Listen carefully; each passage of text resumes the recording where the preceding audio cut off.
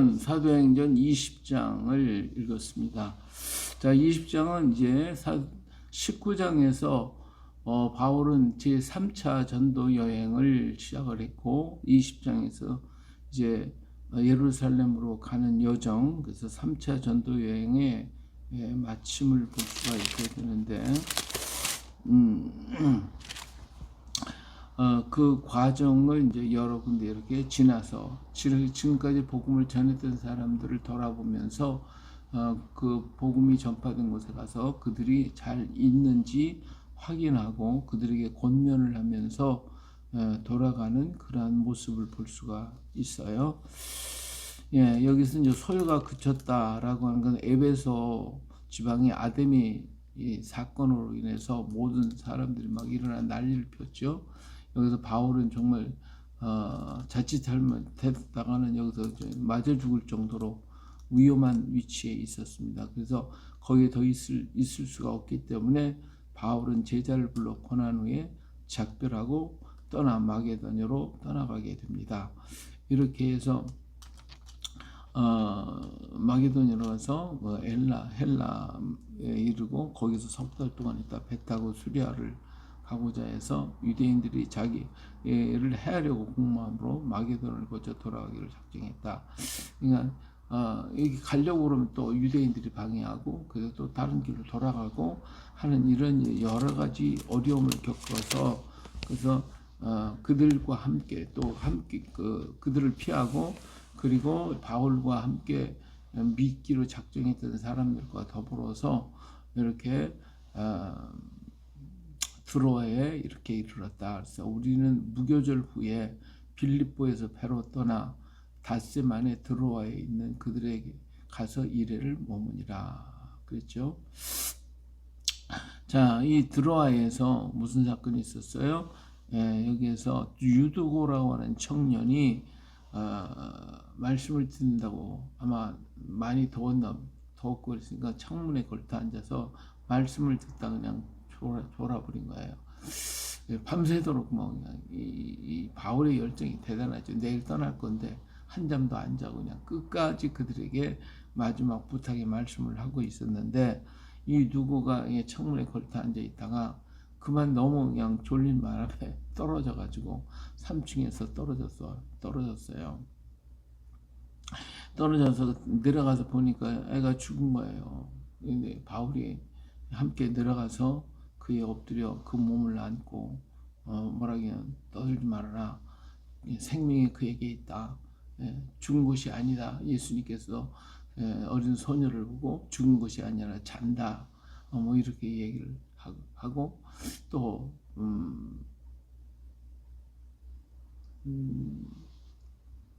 예수님께서는 죽은 자를 보고 잤다라고 하죠. 나사로가 죽었을 때도 그가 잔다, 내가 깨우러 간다 이런 얘기를 하셨어요.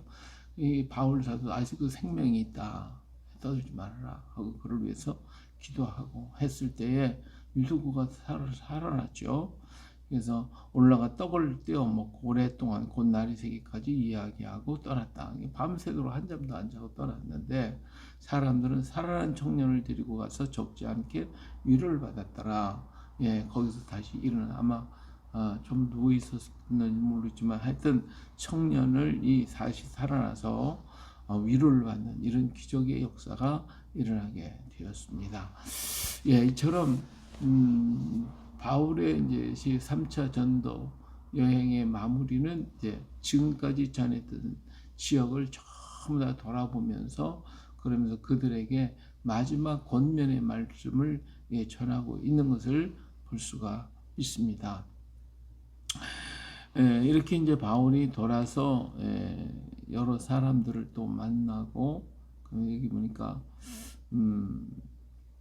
여기 아소로 갔다가 또 아소에서 사람들을 만나고 배를 타고 미둘레네로 가고 이튿날 기호 앞에 이르고 그 이튿날 사모에 들르고 밀레도에 이르고 그래서 에베소를 지나 이렇게 오순절 안에 예루살렘으로 가기로 이렇게 하기 위해서 좀 급히 서둘러서 가고 있는 것을 볼 수가 있죠. 자, 여기에서 에베소에 사람을 보내가지고 교회 장로들을 오라고 부릅니다. 그래서 에베소의 장로들이 내려와가지고 그들을 만나서 자기가 이제 예루살렘으로 돌아가게 되는데 거기서 내가 무슨 일을 당할는지 알 수가 없다. 왜 이런 얘기를 했을까? 이 바울은 지금 그를 위해서 기도하는 많은 사람들이 주변에 있잖아요. 근데 그 사람들 중에 선지자들도 있어가지고 뭐라고 하냐면 그 성에서 결박을 당할 것이다. 그렇기 때문에 가지 말라.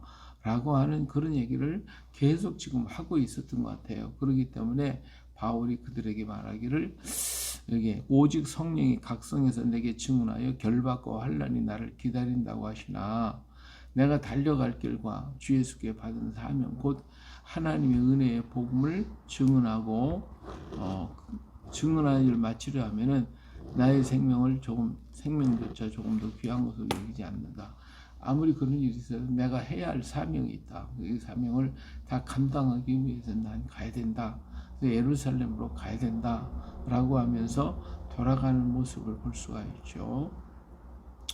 그래서 에베소 장로들과 모여가지고 그 얘기를 처음 하면서 이제는 다시 내 얼굴을 보지 못할 수도 있다라고 얘기할 때 너무나도 정말 마음이 아프니까 서로 껴안고 막 울면서 이렇게 마지막 작별 인사를 하는 것을 볼 수가 있습니다. 그는 이제 이런 부탁을 하죠.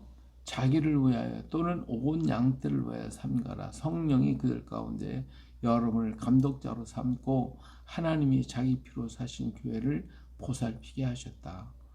내가 떠난 후에 사나운 이리가 여러분에게 들어와서 그 양떼를 아끼지 아니하며 또한 여러분 중에서도 제자들을 끌어 자기를 따르게 하려고 어그러진 말을 하는 사람들이 일어날 줄을 안다.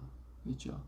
이러한 이단들이 내가 떠나거나 이단들 그 세상의 풍수 많은 이런 사상들이 계속해서 들어오겠죠. 그렇기 때문에 이걸 지킬 수 있는 길은 뭐예요? 여기에 바울 사도가 한 얘기가 이런 얘기 있어요. 그러므로 여러분이 일깨어 내가 3년이나 밤낮 쉬지 않고 눈물로 각 사람을 훈계하던 것을 기억하라. 그렇죠? 그 당시 무슨 성경이 있습니까? 뭐 이렇게 성경을 다 만들어 줄 수가 없잖아요. 이거 다 필사를 하던 때였기 때문에 성경이 있어야 성경의 말씀을 이렇게 보고할 텐데 뭐 없으니까 자기가 지금까지 전한 말들을 잘 기억하고 그런 이단들이나 다른 인본주의 사상과 세속주의 사상들 이런 것들이 들어오거나 또 와가지고 바울이 말한 것은 틀렸다라고 얘기하는 유대인들이 회방하는 거 이런 것들에서 벗어날 수 있는 길은 뭐예요? 바로 바울이 지금까지 그들에게 전했던 말씀을 되새기는 거죠. 다시 기억하고 거기서 떠나지 아니하고 말씀대로 걸어가는 것입니다. 그러니까 말씀이 계속해서 공급이 되면 그러면 그 말씀을 가지고 자신을 지킬 것인데 그렇지 못하면 이것들이 이런 말씀은 들었던 말씀들은 자꾸 약해져 가고 그리고 새로운 것들이 막 들어오면 사람들이 거기에 빠져서 넘어지는 이런 잘못되는 경우가 얼마나 많습니까? 그렇기 때문에 이 말씀이 계속 들어와야 된다는 것이 얼마나 중요한지 몰라요. 우리가 계속 성경을 봐야 되고 하나님 말씀을 들어야 할 이유가 여기에 있는 거예요. 잠시라도 하나님 말씀을 멀리 해버리면 그 말씀을 잊어버리는 거예요. 그렇기 때문에 이럴 때 세상적인 건 자꾸 들어오고 보는 거, 듣는 거, 말하는 거, 사상들이 세속적인 건 계속해서 새롭게 들어오는데 이걸 방어할 수 있는 힘은 말씀밖에 없거든요. 근데 말씀이 안 들어오고 말씀이 끊어져 버리면 세속은 새로운 것이 자꾸 들어오니까 결국은 거기에 이렇게 휩쓸리게 되어지고 빠지게 되는 거예요. 그렇기 때문에 바울 사도가 뭐라고 해요? 내가 지금까지 너에게 전한 것들 잊지 말고 꼭 기억하고 이걸 갖다가 자꾸 되뇌이고 그래서 눈물로 각 사람을 훈계하는 것을 기억하라. 그래서 내가 여러분을 주와 및 그 은혜의 말씀께 부탁하노니 그 말씀이 여러분을 등이 든든히 세우사 거룩하게 하심을 입은 모든 작가님이 기업이 있게 하시라 그러잖아요. 그러니까 이렇게 증거한 말씀들을 꼭 기억하라고 신신당부하고 있는 것을 볼 수가 있습니다. 그러면서 그가 어떻게 가르치는 걸 알 수가 있죠. 내가 아무의 은이나 금이나 의복을 탐하지 아니하고 여러분 아는 바와 같이 서로 나와 동행들이 쓰는 것을 충당하여 범사에 여러분의 모본을 보여 준 바와 같이 수고하여 약한 사람을 돕고 또 주 예수께서 친히 말씀하신 바 주는 것이 받는 것보다 복이 있다 하심을 기억하여야 할지니라. 이 바울 사도는 어떤 뭐 축척을 하는 게 아니라 돈이 물질이 들으면 자기와 함께하는 사람 다 이렇게 같이 공급해서 같이 걸어갈 수 있도록 그렇게 했죠. 그리고 어려운 사람이 있으면 또 있으면 다 퍼져가면서 이렇게 살아왔던 것을 볼 수가 있습니다. 그리고 돈이 떨어지면 브리스길라와 아굴라 이런 사람들과 같이 이 천막을 만들어서 거기서 돈을 벌어가지고 또 그걸 가지고 선교 여행 경비를 서가면서 열심히 일했던 모습을 볼 수가 있죠. 이런 여러 가지들을 교육을 하면서 너희들은 내가 전했던 그 말씀대로 그렇게 해야 하고 세상 것이 들을 때에 그 말씀을 기억하고 이기라고 하는 그런 얘기를 신신당부하고 있는 것을 볼 수가 있습니다. 그렇기 때문에 정말 이렇게 떠나가는 바울을 보고 껴안고 함께 울며 기도하는 모습을 볼 수가 있죠. 그래요. 오늘 우리가 이 시대 속에서 얼마나 많은 인본주의 사상, 세속적인 철학, 그리고 쾌락주의 이런 것들이 자꾸만 밀려옵니다. 앞으로 세대는 더합니다.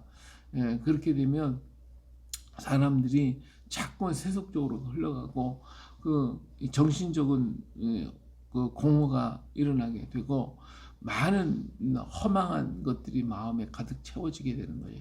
오늘날도 보면 사람들이 막 이상한 행동을 하고 그리고 끔찍한 범죄를 저지르고 인간이 상상할 수 없는 이 악한 죄의 악들을 저지르는가 하면 그런 일에를 자꾸 이렇게 빠져가는 그런 현상들을 봅니다. 이것은 우리 정신적인 그 문제가 지금 계속해서 다가오는 거예요.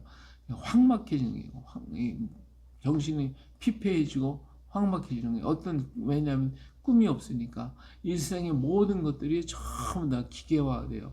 이 AI 시대가 지금 다가오는데 이 AI가 지금도 우리 사회 전반에 엄청난 파급을 가져옵니다. AI가 못하는 게 없어요. 뭐 물으면 다 하죠. 뭐 그냥 그림도 그리고 노래도 하죠. 사람 목소리 변질해 똑같이 말을 하죠. 이게 뭐 이제 감당이 안 되는 거예요. 그러다 보면 내가 해야 할 어떤 꿈이 없어지는 거예요. 왜? AI가 다 하니까.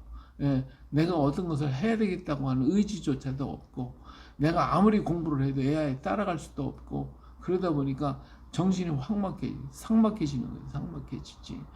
그러면 앞으로는 자기가 해야 할 어떤 뭐 노동의 대가를 받는다거나 할 수 있는 자리를 다 기계가 차지해 버리니까 할 길이 없는 거예요. 그래서 사람은 어때요? 시간은 자꾸 단축이 되겠죠. 내가 일할 수 있는 시간은 자꾸 줄어들고 모든 기계가 다 담당하겠죠. 그러면 사람들은 그 자기가 노동을 적게 하는 대신에 어떤 돌파구가 있어야 되는데 돌파구가 없는 거예요. 꿈이 없는 거란 말이에요. 그러다 보니까 사람들이 어때요? 정신적인 이 문제가 생겨지고 그리고 어떤 다른 것으로서 그 자기의 욕구를 해결하기 위해서 일을 하려고 하다 보면 그 문제가 생겨지는 거죠. 지금까지 안 해봤던 거, 어떤 것, 공허한 것을 해결하기 위한 이런 정신적인 피폐함이 계속해서 올 겁니다. 그렇기 때문에 앞으로 이 정신의학 또 그들을 이렇게 케어할 수 있는 이런 많은 상담 이것들이 필요할 수가 있겠죠. 그러나 그렇다고 해서 해결이 되는 게 아닙니다. 오직 우리의 해결점은 뭐밖에 없어요? 오직 말씀밖에 없고 하나님을 찬양하고 하나님과 함께 걸어가는 거, 성령의 인도하심을 따라 살아가는 것이 마지막 오늘 시대를 살아가는 우리가 될 수밖에 없어요. 그래서 성령을 의지하는 사람은 살아갈 것이지만 그렇지 못한 사람은 자기의 정신적 문제를 해결할 수 없어서 몸과 마음은 다 파괴되어 버리고 피폐되어 버리고 사그러지게 되어질 것입니다. 그래서 정신 바짝 차리고 우리 하나님 말씀에 깊이 심취해서 그 말씀을 바라보고 우리 하나님 예배하신 전하를 바라보며 걸어갈 수 있는 우리가 되어야 됩니다. 바울이 마지막으로 그렇게 간절히 그들에게 얘기한 말씀으로 성령의 인도하심을 따라서 그렇게 주의 그 은혜의 말씀에 부탁한다. 그 말씀이 여러분을 등이 든든히 세우고 거룩하게 하심을 입은 모든 자 가운데 기업이 있게 하리라고 하셨으니까 이 말씀 꼭 붙잡고 우리도 정신적으로나 우리의 삶이 피폐해지는 게 아니라 주님과 함께 더 멋지고 더 은혜의 삶을 살아갈 수 있는 우리가 되어줄 수 있길 주의 이름으로 축원합니다. 할렐루야.